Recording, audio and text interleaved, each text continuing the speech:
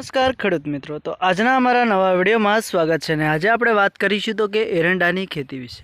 તો વાલા ખેડૂત મિત્રો, હું તમને આજે અમારા એરંડા બતાવું છું અને વાત કરીશું તો કે એરંડાની ખેતીમાં ખેડૂતને સૌથી વધારે કયા કયા ખાતરો વાપરવાથી સારો ફાયદો અને સારો ઉતાર મળે છે એ વિશે.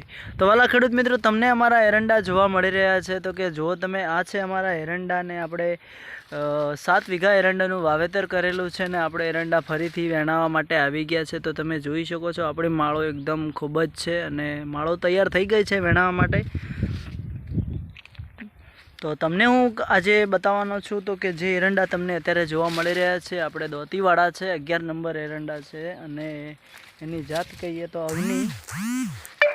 અવની એનું બિયારણની જાતનું નામ છે અવની ને દોતીવાળા 11 નંબર બિયારણ છે. અને વાલા ખેડૂત મિત્રો, જેથી તમને જાણવા મળશે અને ખુશી થશે કે અમે આ એરંડા 2 વાર વેણી લીધા છે અને ત્રીજી વાર વેણવાનું આજે આપણે ફરી ચાલુ કરવાનું છે. તો હું તમને બતાવીશ કે આપણે આ એરંડામાં મોટાભાગે કયા કયા ખાતરો વાપરવાના છે અને કેવી રીતે વાપરવાથી એરંડો 80 મણ જેટલો ઉતાર ખેડૂતને આપે છે અને એરંડાની ખેતીમાં મોટાભાગે ખેડૂતને નુકસાન નથી થતું અને સારો ફાયદો પણ મળે છે. તો તમે જોઈ શકો છો કે એરંડાની માળ પણ એકદમ જોરદાર બંધાય છે અને માળમાં પણ એટલું બધું વજન છે કે નાનું છોકરું ના ઉપાડી શકે. માળનો અંદાજે 1 કિલો જેટલો વજન હશે અને માળ આપણી 1.5 ફૂટ જેટલી માળ છે. તો વાલા ખેડૂત મિત્રો, જોઈ શકો છો આખા ચારે બાજુના એરંડા આપણા.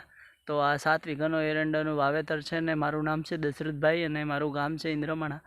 તો તમે જુઓ મિત્રો, આપણા એરંડાનું વાવેતર તમને કેવું લાગ્યું એ કમેન્ટ કરીને જણાવજો. ને વાત કરીશું તો કે હવે આપણે આ એરંડામાં કયા કયા ખાતરો વાપરીએ છીએ, જેથી અમારા બધા જ ખેડૂત મિત્રોને જાણવા મળે કે આપણે કયા ખાતરો વાપરવાથી એરંડાની અંદર સારી ખેતી કરી શકીએ અને એરંડાનો વીઘે સારો ઉતાર પણ આપણે લઈ શકીએ.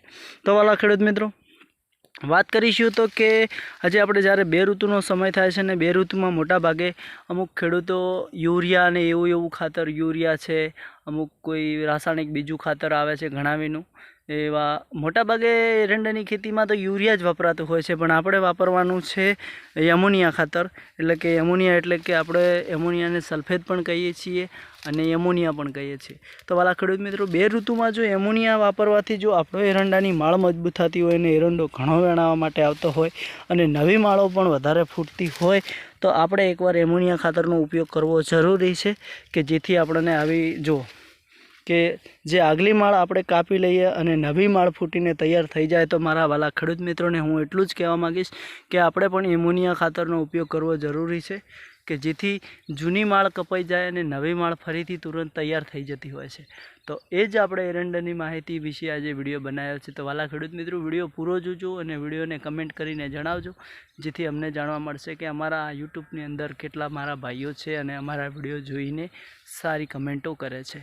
તો વાલા ખેડૂત મિત્રો, એમોનિયા એ કામ કરે છે કે જ્યારે અમુક આવી નાની માળો હોય છે, કૂણી માળો હોય છે, જો કે આ માળ છે, હવે એમોનિયા આપણે 2 ઋતુનો સમય થયો છે ને એમોનિયા નાખશું એટલે આ માળ મજબૂત થશે અને વેણાવા જલ્દી આવી જશે અને એના જે નવા ડાળીઓ ફૂટે છે, નવી ડૂંકો ફૂટે છે, એની અંદર તાકાતથી આવી નવી માળો ફૂટે છે. એટલે પેલી આ માળ કપાઈ જાય છે અને આ માળ તૈયાર થવાનું કામ શરૂ કરી દે છે. તો મારા વાલા મિત્રો, એમોનિયા એવું કામ કરતું હોય છે. એટલે એમોનિયા એરંડાની અંદર જરૂરી છે.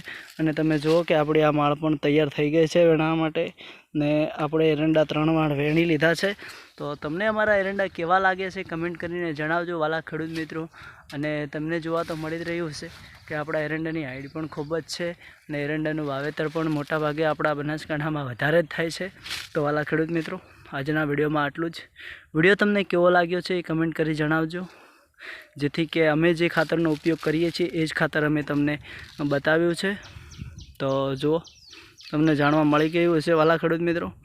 તો કે જુઓ, હવે આપણે ઓછો ખર્ચે એરંડામાં કે ગમે તે જ ખેતી કરતા હોય એની અંદર આપણે રાસાયણિક ખાતરો વધારે વાપરવાની કોઈ જરૂર નથી હોતી.